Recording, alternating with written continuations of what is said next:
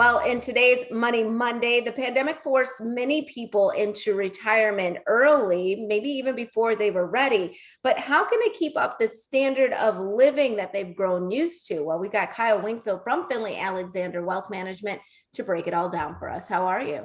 I'm doing well. How are you? I'm good. I'm happy to have you here. This pandemic stirred up a lot of things, and you do mention in the past, or you've mentioned in the past, the 7 risks of retirement. So let's go through those so that people can keep a running score about what to look out for.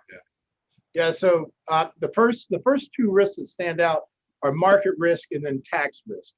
So let's talk a little bit about market risk and clear that one up.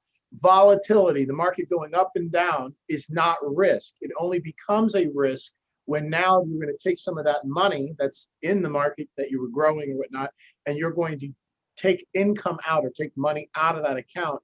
That risk, known as market risk, is also known as order of returns risk. In other words, hey, will the market be up or down when you decide you need or want to take money out? Okay.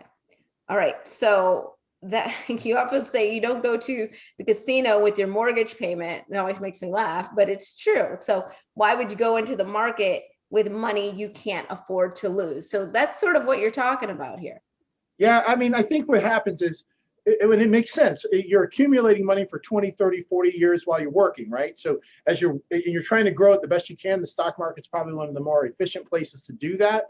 But once you transition to retirement, now that nest egg that you have has got to produce an income stream for you to supplement maybe Social Security and a pension that you're receiving. And so the first thing I try to help people understand is that when you're doing that, you have a lot of lifestyle risk potentially around your nest egg. And so it makes sense to put together layers of income, because you know what else? Income equals retirement happiness. So what kind of income are you going to get? Do you have an income plan? Do you know how you're going to arrange your assets to send you the income you need? And most people have never done that kind of planning or thinking. The next 2 risks you can actually combine, right? You said there's 2?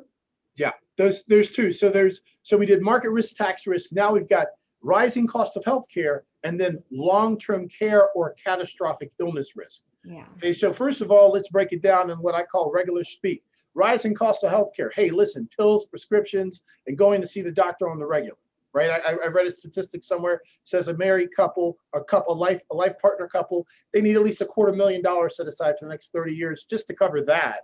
Then you talk about catastrophic illness. That means somebody gets really, really sick. And if you love someone and they get sick, that'll break the bank really fast.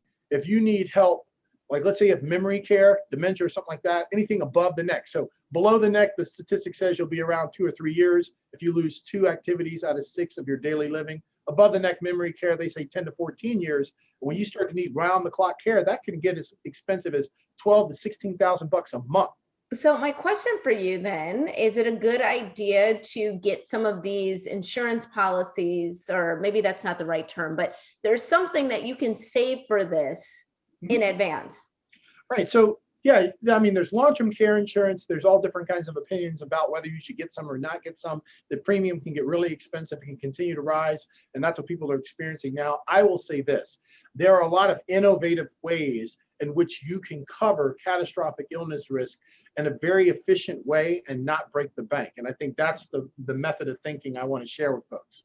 Got it. So it is going to be individualized, where that might work for one person, it might not for another, but you would break it down for them.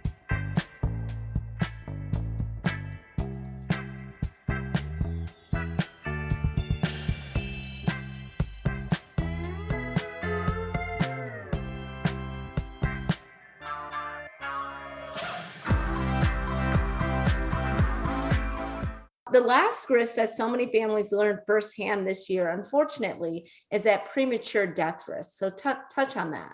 Yeah, well, as my late grandfather would say, nobody ever dies on time.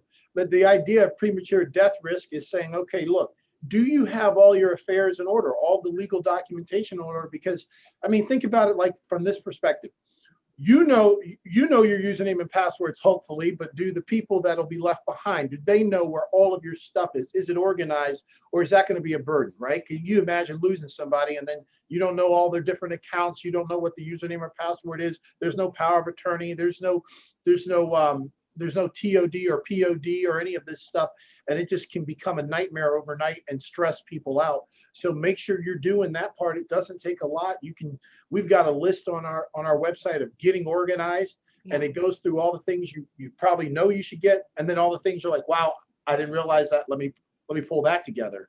And if you do want to get the 7 retirement risk report we have, download that. It goes into detail about all the different risks and different ways you can pivot, and giving you better questions to ask yourself so you can start the planning process immediately, which starts up here with how you would answer those questions, and if you can, with the level of confidence you want, because everyone here deserves a bigger future that's secure and fun.